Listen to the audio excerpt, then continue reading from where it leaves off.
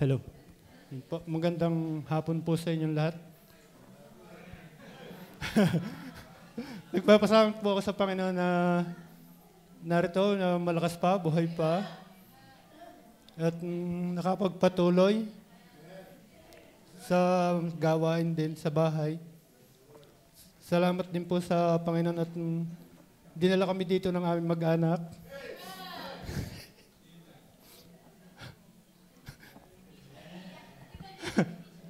Hindi yan.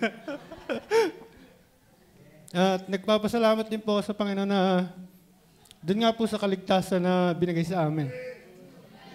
At doon po sa mga worker na nagtiyaga na nagtatiyaga, nagba-Bible study sa bahay. Kaya kami po ay natuto at nakapakinig. At ngayon po 2023 po, ito po ang pinakamagandang taon po sa amin. At kami po ay mag-anak na naligtas. Yun po talaga, pinagpapasalamat ko po sa Panginoon. At doon nga po sa mga worker na nagtsatsagang nag-Bible study sa bahay. At dati po kasi hindi po ako na-attend. Si Mami lang po talaga yung bina-Bible studies, parang nakakahiya po. Nag-iisa. Kaya di nung pong bandang huli na nakisali na rin po. At biyaya po ng Panginoon na natuto. At nakapakinig nga po na hanggang sa nakasimba nga po dito nagtuloy-tuloy na. At pahingi nga po. Pasensya na po, mababa po talaga kayong kaligayahan. Sadyang ganun po pinanganak ng mababa ang kaligayahan. At yun nga po, papasalamat po ako sa Panginoon na nagpapatuloy.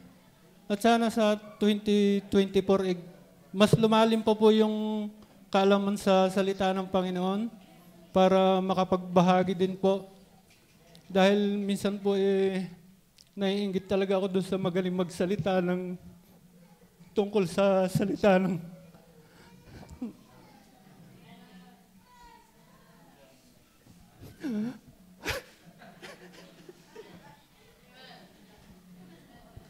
pasensya na po. Mababa lang po talaga kaligayahan. Dahil nga po, pag ako'y nakakarinig ng magaling magturo, parang naiinggit po talaga ako. Dahil doon sa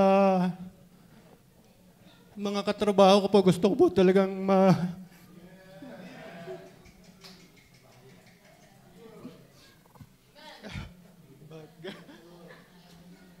pasensya talaga.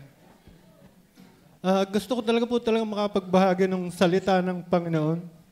Kaya sa 2024, mas gagalingan ko pa po magbasa ng Bible. Kahit na, pero malayo na rin po naman ang narating sa pagbabasa. Sana pagpatuloy. At yun nga pong pinagpapasalamat ko sa Panginoon na malaking bagay po talagang maligtas. Pati sa bahay po, nagagamit po talaga na nasasaway mo talaga yung mga batang nadala natin yung pangalan ng church, yung si pastor, kailangan natin yung sa bahay nga, yung pagsusuway,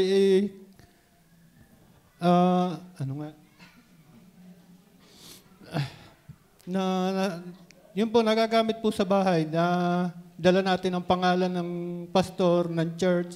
Kailangan maging maayos na bahay para huwag masira yung pangalan ng baptist na kailangan ang baptist maayos sa bahay para yung mga kapitbahay maganda ang tingin sa atin.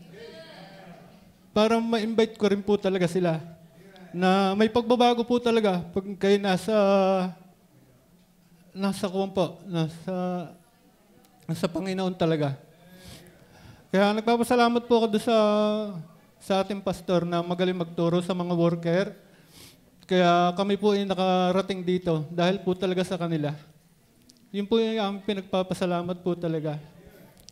Yun po, maraming salamat po sa lahat na God bless po sa atin lahat.